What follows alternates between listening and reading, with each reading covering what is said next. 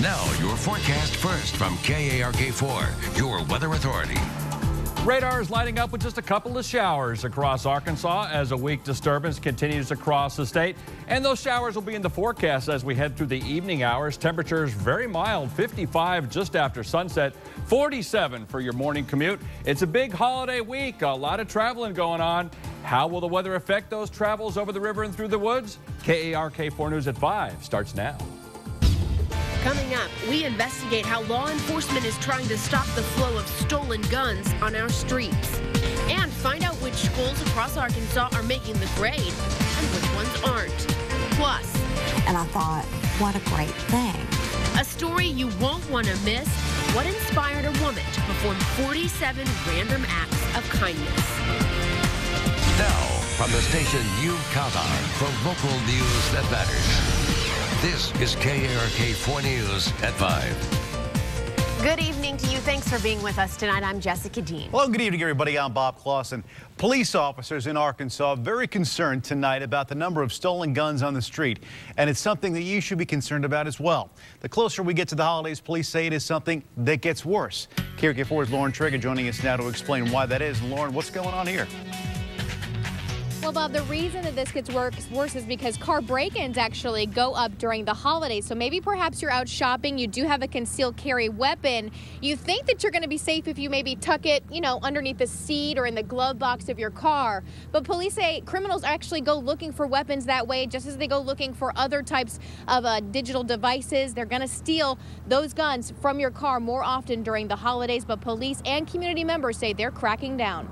I like guns, but if weed eaters were selling, I'd have 1,200 weed eaters. Mark Carter wants to make a sale. He's owned Worldwide Weapons in Bryan for nearly 20 years, takes in all kinds of used guns. Your assault rifles. But to ensure his clients are on the up and up, he follows the law, logs all serial numbers online, requires a background check and full paper trail. I have records of what gun they bought and when they bought it. He says people rarely try to offload stolen guns here. Police agree it's not often the pawn shops that are the problem. Just in general, the guns getting into the wrong hands. North Little Rock Sergeant Brian Dedrick says each year they recover upwards of 1,000 guns like these without a rightful owner, and that's the ones they know of. A national study reports 80% of stolen weapons are never found. Criminal Sergeant Dedrick says trade them on the streets, even over the internet. Serial numbers right here.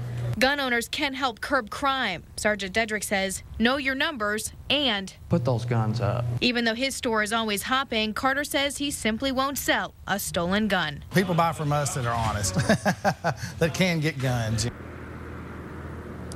Now, police and pawn shops say they do have a good working relationship here with each other. But just listen to this. North Little Rock police say they actually had to melt down about 600 guns just like this one last year, this time this year, because owners didn't claim them. So, of course, they don't want them going back on the streets. Reporting live in Little Rock, Lauren Traeger, KARK4 News. Lauren, thank you very much. And as Lauren mentioned, a national study has been done by the Bureau of Justice Statistics. The numbers are rather staggering when you put it in perspective.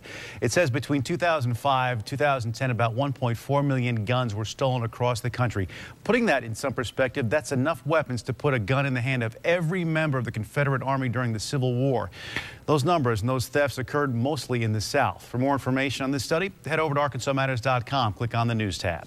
Take a look at this man, Theodore Davis. He's now charged with second-degree murder after a shooting that Little Rock police first called an accident. It happened Sunday night. Police say 19-year-old Devontae Williams was shot on Arch and 28th Streets. Now to a KARK4 News update. Officers make a second arrest in connection with an armed robbery outside of West Little Rock Bank.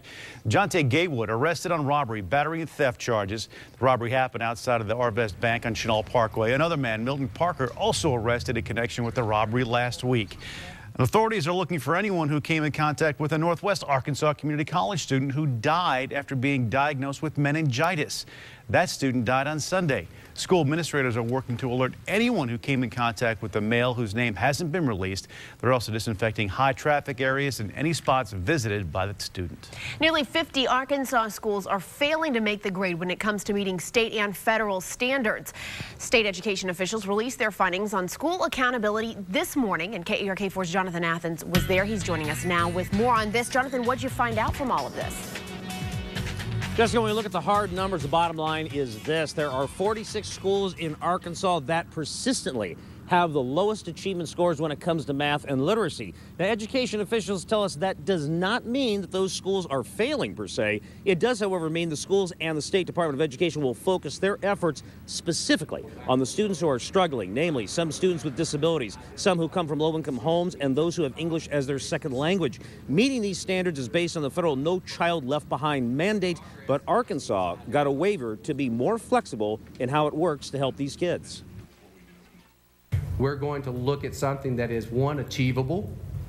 I mean, if you give people, I mean, again, if you tell me I'm going to jump 6 feet, I'm going to give up. I'm not going to make it. But if you tell me I have to improve every year so much, and I look and say, you know, that is achievable, then if I work hard, I can make those achievements.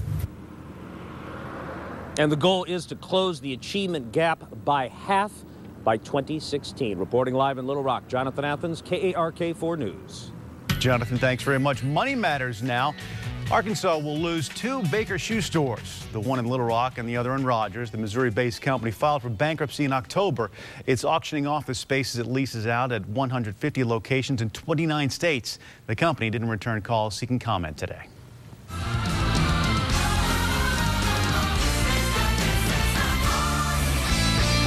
Quickly time flies. The Voice back in action again tonight, and all the contestants singing to stay in the game. That's right. The 2 artists receiving the fewest votes will be eliminated during tomorrow night's show. And live from Los Angeles now is Stephanie Stanton. She's got all the insider news on this. Stephanie, I would imagine a little bit of anxious energy where you are tonight. Oh, absolutely, Jessica and Bob. You know, it's so exciting here backstage at The Voice. The audience is lined up. They're ready to go inside. Rehearsals have been going on all day long. Of course, the show getting underway in just a few hours from now. We have 10 contestants essentially fighting for their lives tonight, singing their hearts out, all hoping to continue on here at The Voice, including your hometown favorite, Cody Ballou. He is, of course, so excited to be part of this show. And, you know, we had the opportunity to talk to Cody, and he told us more about what his life has been like here at The Voice.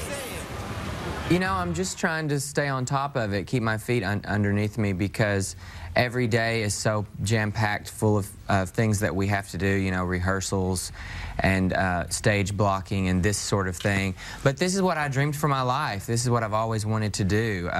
If you were talking to the 5-year-old version of me, I would be answering the same questions, because this is how I played pretend when I was a kid. And of course, Cody, what a great guy. We can't wait to see him perform tonight. Of course, the bottom 2, those with the least amount of votes, will be going home. And we hope it's not Cody. Now, I don't want to give away his song choice tonight, but I will tell you it's a Beyonce song. So okay. We love that. We'll see how he pulls it off. a little insight to what we can expect tonight. So what's the vibe, though? Is there a front runner, or is this thing kind of change and ebb and flow day by day? Well, you know, it is still early in the competition, so it does ebb and flow. Last week, the odds makers had Amanda Brown winning this entire thing. We checked the Las Vegas odds this week. Trevin Hunt has actually pulled ahead of Amanda Brown for winning the entire competition. Then it's Amanda. Then it's the Scottish rocker Terry McDermott. So those are the top 3 right now, according to the Las Vegas odds makers. All right, up to anyone. Stephanie, thanks very much. We appreciate it. And be sure to stay with KARK after The Voice. We'll talk to Cody Ballou live tonight at 10. And after losing all, a Searcy man giving back in a major way this Thanksgiving. Don Rummel got involved with the Red Cross a few years ago, and this Thanksgiving, he is stepping up and he is helping out with Hurricane Sandy relief efforts. Despite losing his job, he says he is doing it to help out those who need it most right now and to relieve workers who may want to spend their time with family. I've been really impressed with the Red Cross and how organized they are, how they've got everything worked out. So that's made it a little bit easier on me to know that somebody's got a plan. Man, what a man. He will be there for at least 2 weeks helping folks in New Brunswick, New Jersey. He says he's not sure what to expect when he gets out there, but he's ready for it.